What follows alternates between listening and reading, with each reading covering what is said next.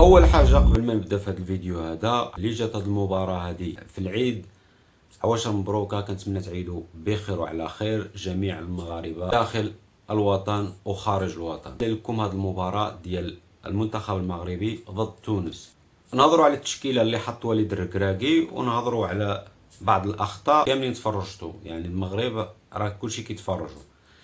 بالنسبه لي انايا كنسقسي الناس اللي كتفرج فيا واش نتوما مقتنعين في هذه المباراه هذه، واش نقدروا نفوزوا بكأس افريقيا بهذا التكتيك ولا هذه الطريقه ديال اللعب اللي ماشي به وليد الركراكي. الراي الشخصي ربما نفوزوا ربما نفوزوش، لان كنشوف انايا الوضع ديال المنتخب المغربي ماشي مستقر. يعني في وسط الملعب ماشي مستقر، كنشوف بزاف ديال الاغلاط. يعني بعض اللاعبين اللي منسجمين من المفروض يكونوا مع بعضياتهم ما كينزلومش في التشكيله. وليد الركراكي التشكيلات ديالو والاختيارات ديالو دائما متدهوره. يعني التكتيك ديال وليد الركراكي حتى شي مغربي ما كيقنعوا كمنتخب مغربي اللي هو اقوى منتخب افريقيا. المهم الخوت، خلينا يعني نبدا لكم التشكيله اللي نزل وليد الركراكي هنايا والتغييرات اللي عمل في التشكيله بعد ما بدات المباراه. كما شفتوا بان التشكيله اللي نزلت متوقعه شويه، يعني كنت غنجيبها هي هذيك، ولكن في التكتيك مبدله شويه. المهم غادي نبدا لكم بالتشكيله ونعطي لكم التنقيط ديال اللاعبين باش تعرفوا اللاعبين اللي قدموا المستوى رائع في هذه المباراه هذه.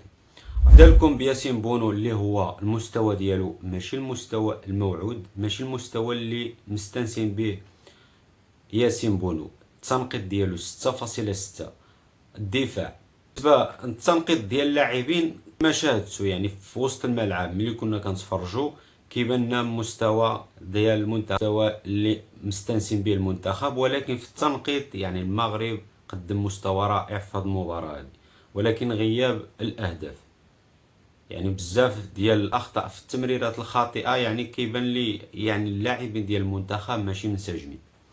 غادي نمشي لكم الدفاع. دائما استغرب في اشرف حكيمي، واش هو مدافع ولا مهاجم؟ يعني غياب مهاجمين لتسجيل الاهداف. حاضر اشرف حكيمي، حاضر مع باريس سان جيرمان وحاضر حتى مع المنتخب المغربي. اشرف حكيمي هنايا التنقيط ديالو 8.4. رجل المباراه، سجل هدف، يعني قدم احسن مستوى في هذه المباراه هذه، رغم ان هذا المستوى هذا خصو يقدموه المهاجمين ماشي مدافع. طبعا هو القائد ديال المنتخب المغربي. بالنسبه لماسينا قدم مستوى رائع، التنقيط ديالو 7.1.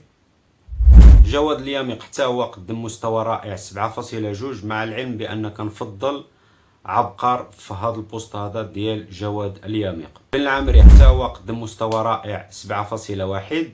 نمشي لكم الوسط الملعب اللي هو سفيان امرابط. يعني انا كنت فضلت في يعني في التشكيله المتوقعه بان خصهم يكونوا ثلاثه في وسط الملعب. هنايا كنشوف سفيان امرابط وعز الدين أناحي. امرابط مستوى رائع، التنقيط ديالو 7.4. عز الدين أناحي حتى هو قدم المستوى رائع 7.2 في التنقيط ديالو. غنمشيو لكم للهجوم، الاجنحه، وسط الملعب هجومي، قلب الهجوم. هنا كنشوفوا السيباري كجناح، التنقيط ديالو اللي هو قدم مستوى رائع، التنقيط ديالو 7.4. بلال الخانوس حتى هو قدم مستوى رائع 7.1. وجوج اللاعبين اللي قدموا مستوى رائع في هذه المباراه هذه، الياس بن صغير واشرف حكيمي. الياس بن صغير كجناح قدم مستوى رائع في هذه المباراه هذه، عطى اسيست ديال الهدف، التنقيط ديالو 8.2. ويوسف النصيري هو في قلب الهجوم او في راس الحربه، كان المستوى ديالو ماشي المستوى ديال مهاجم، 7.3 في التنقيط. مع العلم بان في التشكيله المتوقعه في الفيديو اللي قبل فضلت ان يكون ايوب الكعبي في راس الحربه. المهم الخوت، هذه هي التشكيله اللي لعب بها وليد الركراكي بالنسبه للتكتيك. يعني لعب 4-2-3-1. بالنسبه للتغييرات يعني شفنا يعني الاهداف جاو متاخره بكل صراحه، حتى عمل بعض التغييرات في الشوط الثاني. بالنسبه للشوط الاول انا ما كنحسبوش بان لعبوا منتخب مغربي، لان الشوط الاول صراحه ماشي هو المستوى اللي كنستناو للمنتخب بهاد النجوم اللي عندنا. المهم يعني المسؤوليه كامله كيتحملها وليد الركراكي. يعني كما توقعت بالضبط، يعني حتى خرج يعني يوسف النصيري ودخل في بلاصتو ايوب الكعبي، بدات المباراة كتحرك. دقيقة 58 دخل ايوب الكعبي وخرج يوسف النصيري. ايوب الكعبي كيسجل الهدف في الدقيقة 90 من اسيست ديال مروان السنادي. من جوج تغييرات في الدقيقة 58 خرج بلال الخنوس ودخل الرحيمي. يعني بعض التغييرات هما اللي جعلوا المنتخب انه يتحرك في الشوط الثاني. خرج السيباري في الدقيقة 78 ودخل مروان السنادي، يعني أول مرة كيشارك مع المنتخب المغربي. في الدقيقة 83 خرج إلياس ودخل أسامة التراغلي. كما الهدف ديال اشرف حكيمي اللي جا في الدقيقه 80 اللي هو من اسيست ديال الياس بن صغير، والهدف الثاني اسيست ديال مروان السنادي سجلوا ايوب الكعبي في الدقيقه 90. كما شاهدتوا المباراه الخوت، المباراه كانت بالنسبه لي انا ما اقتنعتش بها. يعني هذه هي المستوى المباراه. يعني بالنسبه لي انايا كنشوف باقي وليد الركراكي ما مقتنعش باختيارات ديالو في التشكيله بكل صراحه. بعض التغييرات كيعملهم يعني نتيجه، بعض التغييرات كيعملهم بعض الاحيان ما كيجيبولوش النتيجه. اذا وليد الركراكي يعني ما مقتنعش بديك الشيء اللي كيعمل، او ما مقتنعش حتى بالتشكيله اللي منزل.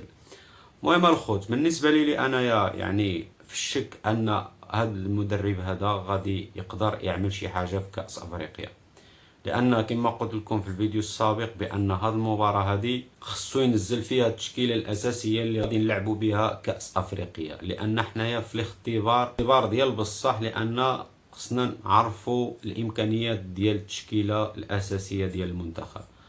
وصلنا لنهايه الفيديو. كنتمنى شي تغييرات في المنتخب لان النجوم كاينين، ولكن خص هاد النجوم هذا غير شي مدرب اللي غادي يسوق بهم السفينه.